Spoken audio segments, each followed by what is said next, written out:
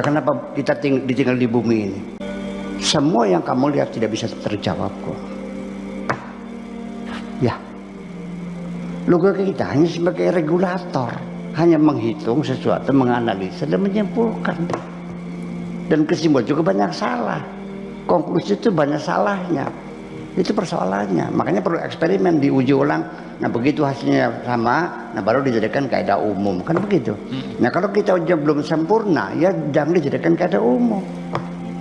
Sekalipun kita sudah menguji semuanya, lalu kita bikin kaidah umum bahwa binatang itu kalau makan yang bergerak rahang bawahnya. Ternyata buaya tidak kok. Kita bikin kaidah umum, binatang yang tidak ada kupingnya itu bertelur. Ulat dot beranak kok. Ya, berketurunan harus melalui perkawinan. Cacing tidak kok. Jadi akalmu tidak hanya bisa hanya sebagian kecil. Nah, ketika engkau ingin mencari Tuhanmu, memahami Tuhanmu, nggak akan mampu dengan akalmu ini. Iya, yang bisa paham bahwa adanya Tuhan Maha Kuasa adalah hatimu.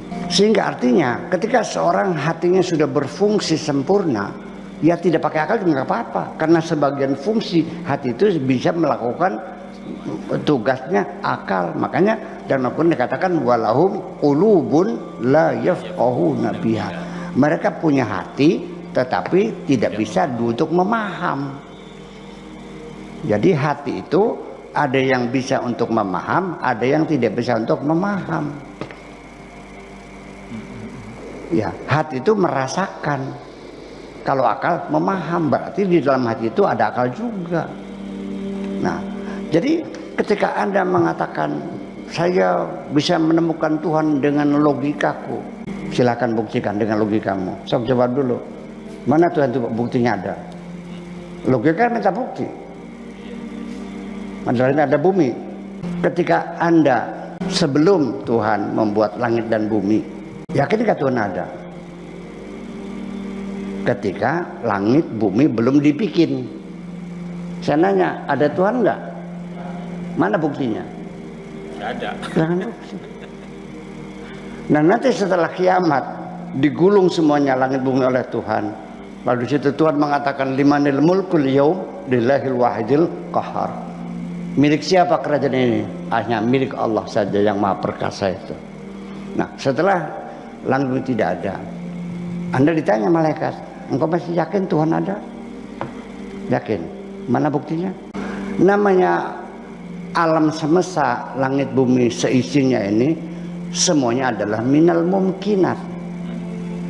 Wujudnya wujud nisbi. Tetapi Allah itu wajibul wujud. Iya kan? Sehingga dengan logika saja tidak mungkin sesuatu yang mumkinat membuktikan adanya sesuatu yang wajibul wujud. Itu kan logika kita kan mentok di situ. Jadi kenapa? Ya dengan hati, dengan rasa. Anda menggunakan logika, di penghujungnya Anda mengatakan Tuhan tidak ada. Tapi ketika saya bertuhan dengan rasa saya, ketika malaikat bertanya, kamu yakin Tuhan ada? Yakin Tuhan ada. Mana buktinya? Aku merasakannya kok. Kita pasang amben, dipan, ya kan?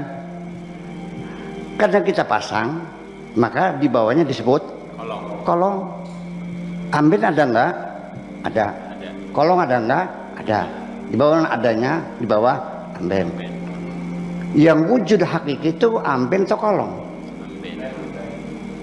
Kalau amben namanya wujud nisbi, adanya karena keberadaan amben. Ambennya enggak ada, angka kolong.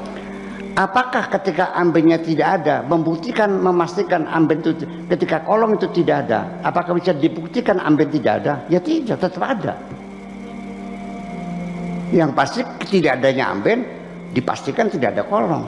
Tapi tidak adanya kolong tidak bisa menghasilkan kesimpulan tidak ada amben. Jadi artinya mana? Logika kita mentok mikir Tuhan.